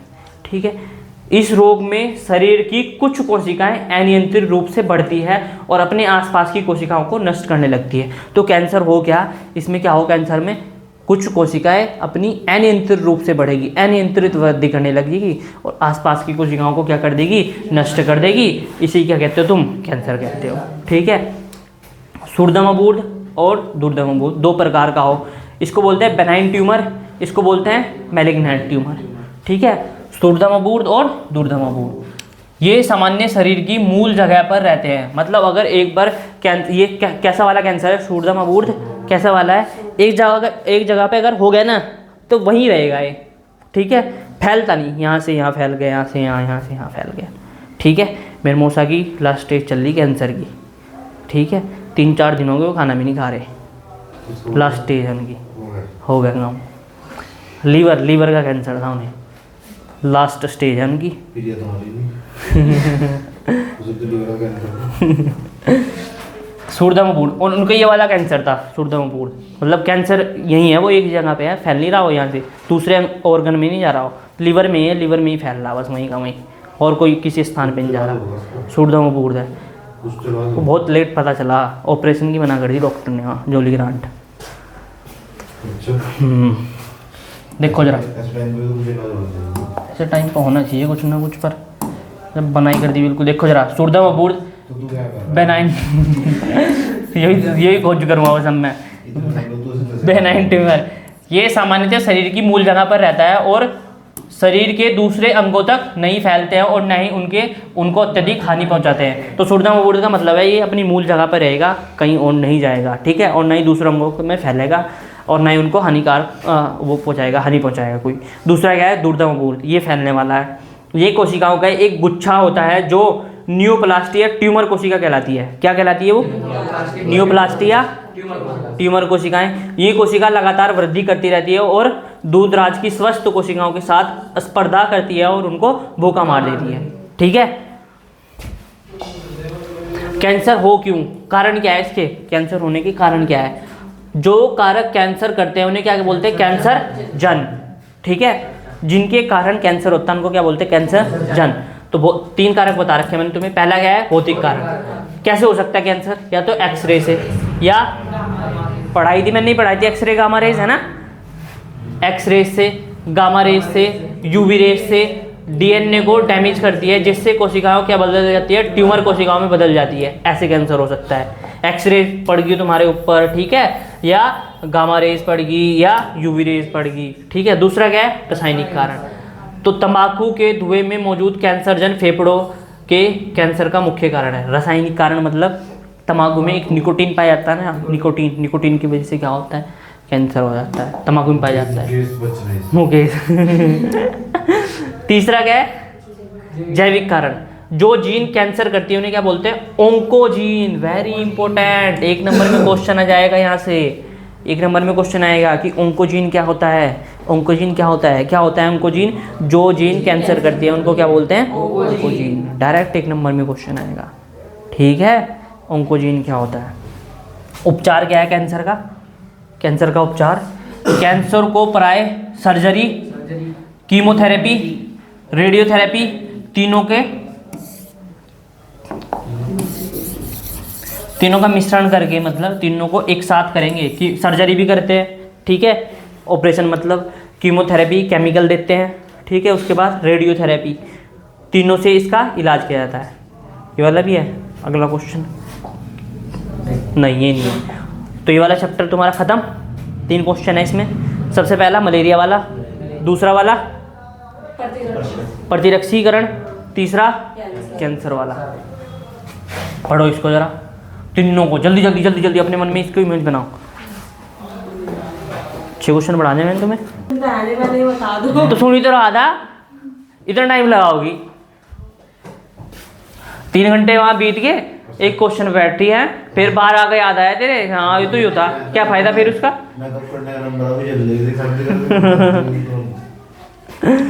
ठीक है। अब चैप्टर है भाई तुम्हारा ये अगला, मानव कल्याण में सूक्ष्म जीव। तो एक ये मानव कल्याण में सूक्ष्म जीव और जैव प्रौद्योगिकी वाले 3 क्वेश्चन ही अभी बढ़ाऊंगा, 3 चैप्टर। फिर उसके बाद तुम्हारा इकोलॉजी वाला बचेगा, वो कल सुबह, ठीक है। देखो यार, चैप्टर का नाम क्या है? मानव कल्याण में सूक्ष्म जीव। सबसे पहले आता है एकल कोशिका protein, single cell protein, SCP। What is SCP? Single cell protein क्या होता है? ओना क्या? सिंगल सेल प्रोटीन मतलब एकल कोशिका प्रोटीन किसे कहते हैं? क्वेश्चन क्या आएगा? एकल कोशिका प्रोटीन। क्या कह रहे थे? सिंगल सेल प्रोटीन किसे कहते हैं, मतलब एकल कोशिका प्रोटीन किसे कहते हैं? ठीक है, देखो जरा, एकल कोशिका प्रोटीन। एकल कोशिका प्रोटीन वह प्रोटीन है जो सूक्ष्म जीवों जैसे यीस्ट, जीवाणु और शैवाल से प्राप्त की जाती है। तो एकल कोशिका प्रोटीन क्या हो? ऐसी प्रोटीन हो जो किससे प्राप्त की जाएगी? सूक्ष्म जीवों से। कौन कौन से सूक्ष्म जीव? या तो यीस्ट होगी, या जीवाणु होगा या शैवाल होगा, ठीक है। इससे प्राप्त की जाती है। बढ़ती संख्या, जनसंख्या, बढ़ती जनसंख्या के कारण भोजन में प्रोटीन की कमी हो रही है। भोजन में क्या हो रही, प्रोटीन की कमी हो रही है। तो उस प्रोटीन को पूरा भी तो करना कहीं से, तो जिसे पूरा करने के लिए एससीपी सिंगल सेल प्रोटीन एक महत्वपूर्ण भूमिका निभाती है, ठीक है। टैबलेट बनाई है, प्रोटीन की छोटी छोटी टैबलेट आती हैं, प्रोटीन पूर्ति करेगी तुम्हें। जो तुम खा रहे हैं ना उसमें इतनी प्रोटीन नहीं है, बढ़ती जनसंख्या के कारण क्या हो रही, प्रोटीन में कमी हो रही, ठीक है। तुम्हें पर्याप्त मात्रा में प्रोटीन नहीं मिले, इसलिए तुम कुपोषण के शिकार हो रहे हैं, ठीक है।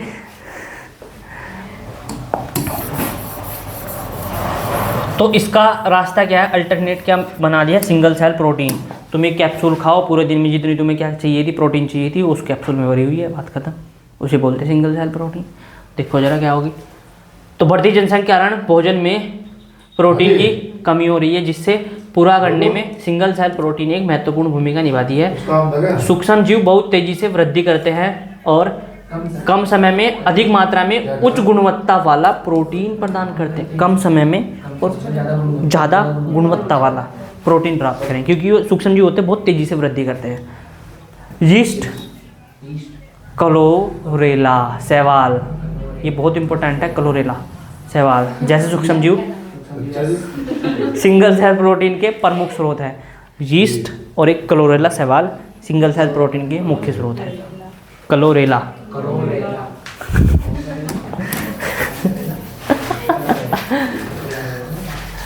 याद हो गए।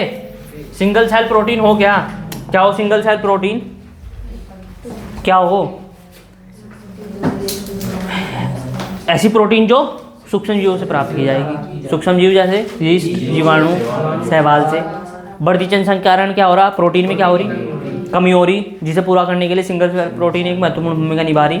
क्यों निभा रही, क्योंकि जो सूक्ष्म जीव हुआ, सूक्ष्म जीव बहुत तेजी से वृद्धि करेंगे, ठीक है, और अधिक क्या बनाएंगे, तुम्हारी अधिक प्रोटीन बनाएंगे और उच्च गुणवत्ता वाली बनाएंगे, ठीक है। तो एक एग्जांपल दे रखा है इसमें क्लोरेला वाला और यीस्ट वाला, ये प्रमुख स्रोत है किसके, सिंगल सेल प्रोटीन के। समझ आ गया, कोई दिक्कत, दिमाग में रहेगा ये परसों तक, परसों तक ही तो रखना, उसके बाद भूल जाओ तुम। क्या हो रहा है, क्या हो रहा, कुंडली मंदिर को नहीं, वो कुछ इधर आओ और 3 नवंबर लड़ाई मेरी जो क्या कहता हूं। एक क्वेश्चन होगा इसका, सिंगल सेल प्रोटीन वाला, मानव कल्याण में सूक्ष्म जीव। दूसरा बायोगैस, कहाँ है इसका चित्र, चित्र कहाँ है इसका बायोगैस का, बायोगैस का चित्र कहाँ वाला दिखाइए जरा, बायोगैस के चित्र देखो जरा। बायोगैस क्या क्या हो इसमें, बायोगैस में, बायोगैस संयंत्र एक भूमिगत संरचना होती है, जरूर आएगा ये बायोगैस, ध्यान रखियो, ठीक है। बायोगैस, बायोगैस का इसका वो क्या है, क्वेश्चन क्या है इसका, बायोगैस संयंत्र की रचना का सचित्र वर्णन कीजिए, या बायोगैस क्या है, उसका उत्पादन कैसे किया जाता है, बायोगैस उत्पादन में प्रयुक्त किए जाने वाले सूक्ष्म जीवों के नाम लिखिए, ठीक है। तो बायोगैस संयंत्र एक भूमिगत संरचना, भूमि के अंदर बनाया जाए बायोगैस, ठीक है, जिसमें जल व भूमिगत संरचना है, जिसमें क्या क्या डालते हो तुम, मेन क्या है, इससे प्राप्त क्या करना, क्यों बनाया गया है ये बायोगैस, क्या प्राप्त करना तुम्हें इससे, मीथेन गैस, ठीक है। उस मीथेन से क्या क्या होता है, खाना बनाएगी, या तुम क्या जला सकते हो, लाइट, ठीक है, प्रकाश मिल सकता है तुम्हें उससे। तो बायोगैस संयंत्र जो है, बायोगैस जो बनाया जाता है वो भूमि के अंदर बनाया जाता है। इसमें क्या क्या डालते हो तुम, गोबर और जल डालते हो, ठीक है। इस मुख्य टैंक को डाइजेस्टर कहते हैं। देखो जरा, ये है डाइजेस्टर, इधर कहाँ है इसमें डाइजेस्टर, ये रहा, बड़ी सी ये संरचना दिखनी नहीं है, ये बड़ी वाली संरचना दिख रही होगी ना, तो इसको क्या बोलते हो तुम, डाइजेस्टर। इसमें क्या डालते हो तुम, गोबर और जल डालते हो। उसके बाद डाइजेस्टर के ऊपर एक गैस होल्डर लगा रहता है, ये रहा गैस होल्डर, ये वाला, ये क्या है, ये गैस होल्डर, ठीक है, रहता है। डाइजेस्टर में अवायवीय अवस्था में मिथेनोजन जीवाणु इस मिश्रण का अपघटन करते हैं। जो तुमने क्या डाला उसमें, गोबर और क्या डाला, जल, किस में डालना हो, किस में डालना, बड़े से टैंक में, उस टैंक को नाम क्या देते हो तुम, डाइजेस्टर, ठीक है। ऊपर क्या लगा रहता है, उसके ऊपर गैस होल्डर, गैस होल्डर। तो तो जो तुमने उसमें मिश्रण डाला, गोबर और पानी डाला तुमने उसमें, तो उसको क्या करेंगे, उसमें सूक्ष्म जीव आएंगे, ठीक है। लेकिन कौन सी अवस्था में मिश्रण, कौन सी अवस्था में अपघटन करते हैं उसका, अवायवीय, मतलब वायु नहीं जाती वहाँ, ठीक है, ऑक्सीजन नहीं जाती वहाँ, अवायवीय अवस्था हो वहाँ, ठीक है। उसमें क्या करेंगे, उसका अपघटन करेंगे। और कौन करेंगे, मिथेनोजन। मिथेनोजन वे जीवाणु हो जो मीथेन गैस प्रोड्यूस करा, मीथेन गैस उत्पादन करा, ठीक है, जो मीथेन गैस बना हुआ, वो हो ये मिथेनोजन, ठीक है भाई। तो इस मिश्रण को क्या कहा जाता है, सलरी। जो उसमें क्या बन गया, पहले क्या था उसमें, गोबर, जल, उसमें क्या है, मिथेनोजन, अवायवीय अवस्था में उसका क्या करा, अपघटन करा, और उसको क्या बोल रहे हो तुम, जो मिश्रण बन चुका उसको क्या बोल लोगे, सलरी बोलते हो, ठीक है। अपघटन करने से देखो कौन कौन सी गैस बनती है उसमें, कार्बन डाइऑक्साइड बनेगी, ये मीथेन बनेगी, CH4 बनेगी, मीथेन, कार्बन डाइऑक्साइड बनेगी, और क्या बनेगी, H2S, हाइड्रोजन सल्फाइड गैस उत्पन्न होती है, ठीक है। उत्पन्न गैस पाइपलाइन के माध्यम से बाहर निकाल दी जाएगी। देखो ये गैस पाइपलाइन है, ये पाइपलाइन है, इसको कहाँ निकाल दी जाएगी, बाहर निकाल दी जाएगी, और माध्यम से बाहर निकाल दिया जाता है। अपघटन के बाद बची हुई जो सल्ली थी एक दूसरे टैंक में बाहर निकाल दिया जाता है, जिसे क्या बोलते हैं, जैविक खाद के रूप में प्रयोग किया जाता है। जिसको किसके रूप में, जैविक खाद के रूप में। ये वाला है ना, जो ये वाला जो बची हुई सल्ली होगी ना, बची हुई यहाँ सल्ली होगी, उसको किसे, इस वाले टैंक में, दूसरे टैंक में कहाँ निकाल दिया जाएगा, बाहर। इसको बोलते हैं सलज। क्या बोलते हैं इसको, सलज बोलते हैं। यहाँ से ये गोबर और जल इसमें से डालते हो तुम, इस वाले टैंक से, ये गोबर है और जल इस वाले टैंक से डालते हो। इसमें किस में डालते हो, डाइजेस्टर में। ये ऊपर गैस होल्डर लगा हुआ है, इधर सलज है, इसमें क्या इसमें क्या निकलेगी, जो मिक्सचर था ना, जो बच गया, गैस तो तुम्हारी बन गई, कार्बन डाइऑक्साइड, मीथेन, H2S बन गई, तो वो किस में निकल जाएगी, वो सल्ली बच गई, जो बाकी जो बचा वो किस में निकलेगा, सलज में, ठीक है। तीन बॉक्स से बनाने, इधर बनाना, बीच में बड़ा सा बना देना, इधर छोटा सा बना देना। इधर जो बनाओगे उसमें जल और क्या है, गोबर। जो बड़ा सा नीचे बनाओगे उसका क्या नाम है, डाइजेस्टर। ऊपर क्या लगा रहेगा, गैस होल्डर। छोटी सी पाइप निकाल दियो, उसमें गैस लिख दियो, ठीक है। इधर क्या, फिर साइड में क्या बच गया, एक सलज। उसमें क्या निकलती है, जो बचा हुआ गोबर बच गया ना, वो जिससे तुम जैविक खाद बना सकते हो, ठीक है, जैविक खाद बना सकते हो। आगे पढ़ाया था ना मैंने जैविक खाद, ठीक है। समझ आ गए, कोई दिक्कत ही नहीं है इसमें, तो बहुत आसान लिखा हुआ है। बाहर निकाल लिया जाता है, जिससे जैविक खाद के रूप में प्रयोग किया जाता है। बायोगैस का प्रयोग मुख्यतः खाना पकाने तथा प्रकाश के लिए किया जाता है, ठीक है भाई। 1 नंबर में क्वेश्चन आएगा अगर, इसमें कौन कौन सी गैस हो, बायोगैस में कौन कौन सी गैस उत्पन्न हो, मीथेन, कार्बन डाइऑक्साइड और हाइड्रोजन सल्फाइड। नाम याद रखोगे तीनों का, मीथेन, कार्बन डाइऑक्साइड, ठीक है। लास्ट क्वेश्चन है इसका है, ये भी है बायोरिएक्टर। ये तो उसमें है ना, जैव प्रौद्योगिकी में है ना, ये भी इसमें ही है, ये तो इसमें ही है, मानव कल्याण में सूक्ष्म जीव। देखो जरा, तो बहुत बारी आ रखा भाई, 13, 17, 18, 16, 19, 22, 24, 26, ठीक है। क्या है ये, जैव उर्वरक। क्या है, जैव उर्वरक किस प्रकार मृदा की उर्वरकता को बढ़ा देते हैं।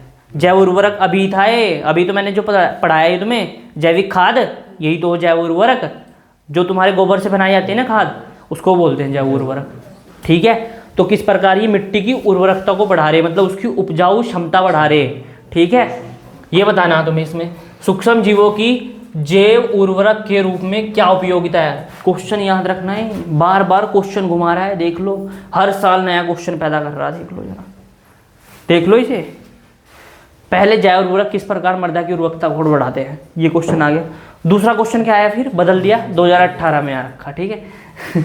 सूक्ष्म जीव की जैव उर्वरक के रूप में क्या उपयोगिता है, वर्णन कीजिए, उदाहरण सहित समझाइए। 2016 में फसलों के लिए जैव उर्वरक रासायनिक उर्वरकों से अधिक उपयोगी है, वर्णन कीजिए। फिर साइनोबैक्टीरिया क्या है, किन्हीं 2 साइनोबैक्टीरिया के नाम लिखिए। जैव उर्वरक के रूप में माइकोराइजा, साइनोबैक्टीरिया एवं जीवाणुओं का उल्लेख कीजिए। फिर 2024 में क्या है क्वेश्चन है, जैव उर्वरक पर संक्षिप्त टिप्पणी लिखिए, ठीक है। इनमें से आएगा क्वेश्चन 2026 में, इनको ही पलटेगा। देखो जरा, अगर हार्ड बना पेपर हार्ड बना, तो आएगा क्वेश्चन ये वाला, पहले ही बता रहा। अगर आसान बनाया ना उसने, क्वेश्चन नहीं घुमाया है, तो सिंपल से पूछेगा तुमसे जैव उर्वरक क्या हो। अगर घुमा दिया तो पूछेगा ये साइनोबैक्टीरिया क्या है, किन्हीं दो साइनोबैक्टीरिया के नाम लिखिए, फिर ये पूछ लेगा। ठीक है, अगर घुमाया पेपर हार्ड बना, पहले ही बता रहा हूँ। अगर आसान आया तो ये पूछ लेगा जैव उर्वरक नाम, सिंपल तुम्हें क्वेश्चन समझ आ जाएगा पढ़ के, अगर पेपर आसान हुआ। अगर हार्ड हुआ तो फिर नाम घुमा देगा। ठीक है, और इस चैप्टर से कोई सा भी क्वेश्चन आए तुम्हें कौन सा लिखना, ये वाला। ठीक है, ये नहीं लिखना। अगर तुम्हें पिछला याद है बायोगैस वाला आ गया तो वो तुम्हें तो याद है, कर दोगे उसे। अगर कोई और सा आ गया तुम्हें समझ नहीं आ रहा क्या करना क्या है, या तो बायोगैस वाला चित्र बना के समझा दियो उसे, या तुम्हें मैंने इससे पिछले वाला पढ़ा है वो समझा दियो। ठीक है, 3 क्वेश्चन है हर चैप्टर से।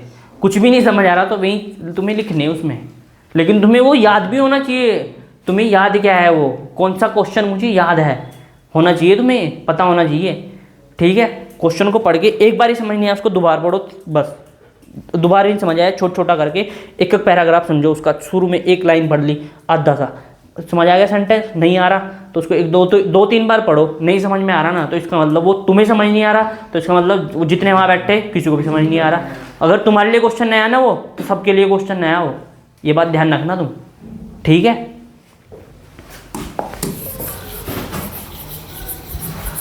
तो क्वेश्चन तो समझ आ गया कैसे बनेगा। तो जैव उर्वरक पर संक्षिप्त टिप्पणी लिखिए, 2024 का क्वेश्चन है। तो जैव उर्वरक ऐसे सूक्ष्म जीव होते हैं, जैव उर्वरक सूक्ष्म जीवियों जो मिट्टी की उर्वरकता को बढ़ाते हैं। ये वायुमंडलीय नाइट्रोजन को मिट्टी में उपयोगी रूप में बदलते हैं। वायुमंडलीय नाइट्रोजन क्या हो, N2 क्या हो, N2। और मिट्टी में जो प्रयोग की जाना N2 का जो मिट्टी में प्रयोग होने वाला रूप है वो है नाइट्रेट और नाइट्राइट, मतलब NO3 2 नेगेटिव NO2 -1, ऐसे NO3 2 नेगेटिव NO2 -1, ऐसे ये वाला रूप है जो मिट्टी में प्रयोग होता है, जिसको पौधे अवशोषित करते हैं। ठीक है, और जो इसमें है वातावरण में जो नाइट्रोजन मिलती है वो N2 के रूप में मिलती है, लेकिन पौधे किसके रूप में लेते हैं, नाइट्रेट और नाइट्राइट के रूप में। तो इस रूप में बदलते हैं, इस रूप से नाइट्रोजन को इस रूप से इस रूप में बदलने के लिए क्या काम आते हैं, सूक्ष्म जीव। ठीक है, ये समझना तुम्हें।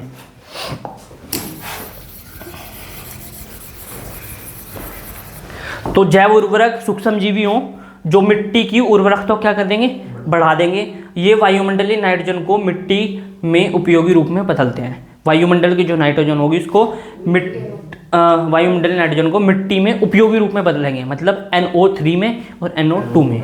ठीक है, नाइट्रेट और नाइट्राइट में बदलते हैं। देखो जरा, राइजोबियम दलहनी पौधों की जड़ों में रहकर नाइट्रोजन, अब ये बता रहा कि कौन कौन से कहाँ पे कौन से क्या पाया जा, जीवाणु पाए जाएंगे, कौन सा जीवाणु कहाँ काम करेगा, कौन सा जीवाणु कहाँ काम करेगा, वो इस पैराग्राफ में ये बता रहा। सबसे पहला जो जीवाणु है उसका नाम है राइजोबियम। राइजोबियम दलदली जो स्थान हो ना, दलदली जो मिट्टी हो वहाँ पाया जाएगा, उनके जड़ों में पाया जाएगा, जो दलदली स्थान पौधे पाए जाएगा। ठीक है, तो राइजोबियम दलहनी पौधों की जड़ों में रहकर, दलहनी पौधे पता किन्हें क्या है, दलहनी पौधे जैसे तुम्हारी बरसात की फसल कौन कौन सी हो, बरसात की फसल जैसे मूंगफली बरसात में पैदा हो, पता तुम्हें, पता नहीं, जून के महीने में बोई जा, जो वो हो मूंगफली होती नहीं है, इधर मूंगफली होती नहीं, होती होगी यार। तो मूंगफली जो हो ना एक दलहनी पौधा, ठीक है, जून के महीने में बोई जा, तो उसकी जड़ों में क्या पाया जाता है, राइजोबियम। ठीक है, तो राइजोबियम दलहनी पौधों की जड़ों में रहकर नाइट्रोजन स्थिरीकरण करता है।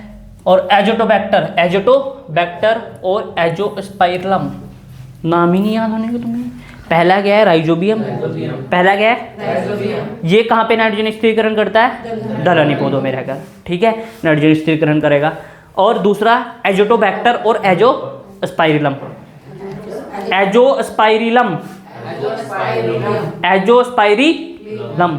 ठीक है, पहला है एजोटोबैक्टर, दूसरा है एजोस्पाइरलम।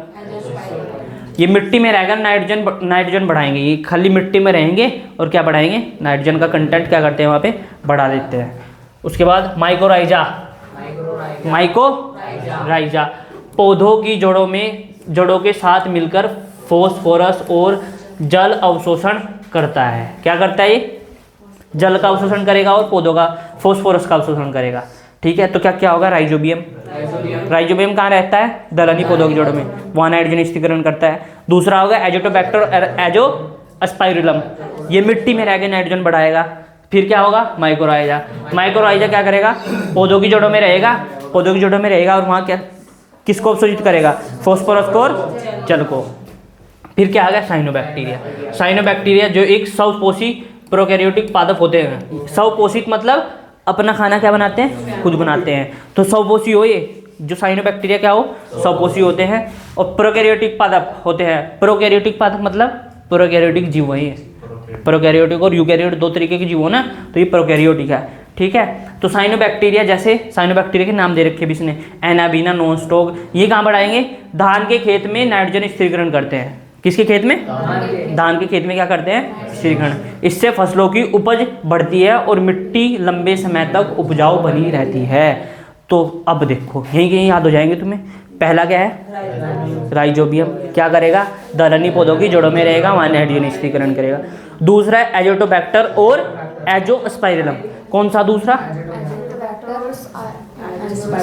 एजो, कहाँ रहेगा ये, सूडोमोनास नहीं है, मिट्टी में रहेगा। वो कहाँ रहेगा, मिट्टी में रहेगा। और तीसरे का नाम क्या है, माइकोराइजा।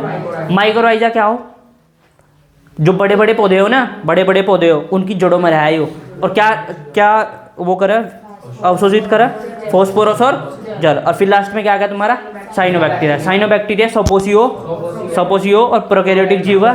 ये क्या करता है, क्या करता है ये, इसके एग्जाम्पल दे रखे नॉनस्टॉक और एनाबीना। नॉनस्टॉक और एनाबीना क्या करते हैं, जो धान हो ना, धान के खेतों में क्या करें, नाइट्रोजन स्थिरीकरण, ठीक है। चार ही नाम याद रखने तुम्हें। पहला राइजोबियम, दूसरा एजोटोबैक्टर एजोस्पाइरिलम, तीसरा साइनोबैक्टीरिया और माइकोराइजा। साइनोबैक्टीरिया का एग्जांपल दे रखे, नॉनस्टॉक, एनाबीना। सिंपल। पहला बताओ, दूसरा कौन सा, और एजो स्पाइरिलम, स्पाइरिलम कौन सा, तीसरा जो बड़े बड़े पौधों है ना उनकी जड़ों में रहेगा, राइजो माइकोराइजा। फिर लास्ट में साइनोबैक्टीरिया। साइनोबैक्टीरिया का एग्जांपल एनाबीना और नॉनस्टॉक, एनाबीना डॉप्सॉप, ठीक है भाई। राइजोबियम, एजोटोबैक्टर, एजोस्पाइरिलम, ठीक है। और फिर क्या होगा तुम्हारा, माइकोराइजा। और फिर क्या होगा तुम्हारा, साइनोबैक्टीरिया। साइनोबैक्टीरिया के दो एग्जांपल, नॉनस्टॉक, एनाबीना। ये कहाँ जाएंगे, कब आ जाएंगे, धान के खेतों में। क्या करेंगे, नाइट्रोजन स्थिरीकरण। नाइट्रोजन को बस किस में बदलना, नाइट्रोजन को किस में बदलना, नाइट्रेट और नाइट्राइट में। यही तो इनका, यही तो काम है, ठीक है।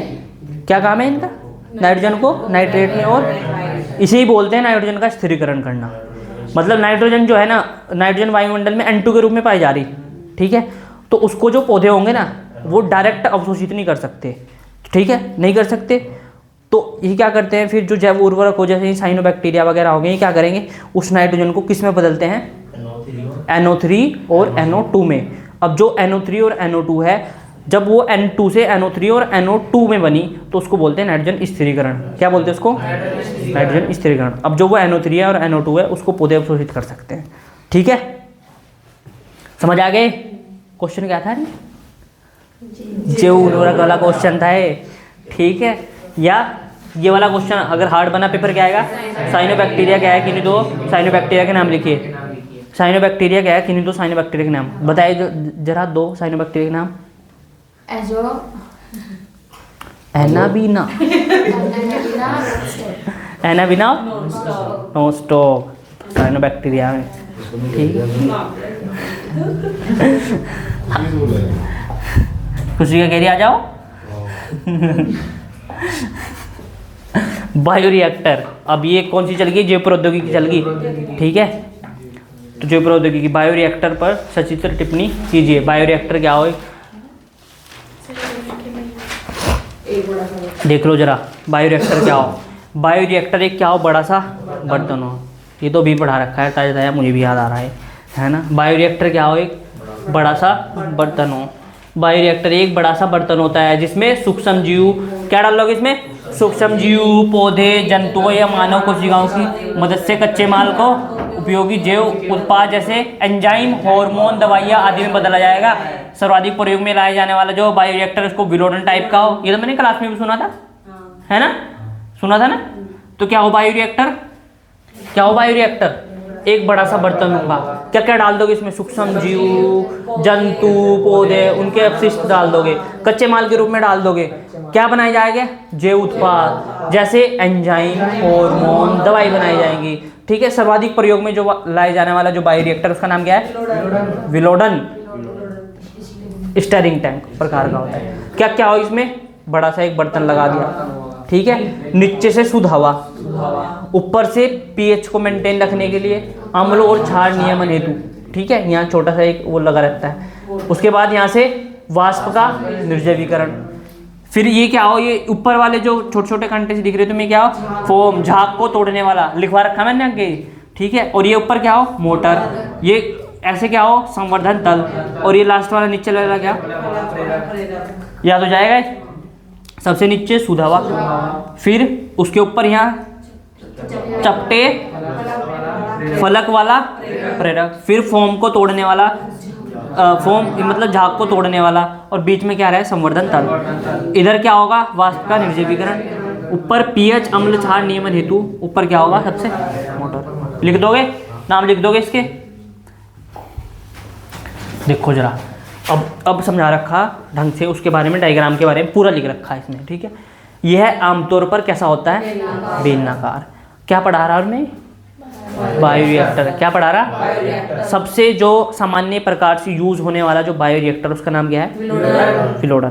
क्या करते हो उसमें, क्या बनाओगे तुम इसमें, जैव उत्पाद। जैव उत्पाद मतलब दवाइयाँ बना सकते हो, हार्मोन बना सकते हो, एंजाइम बना सकते हो।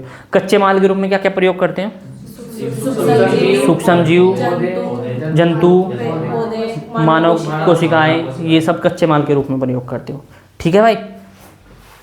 सबसे आमतौर पर जो सबसे सामान्य कौन सा है, विलोडन, ठीक है।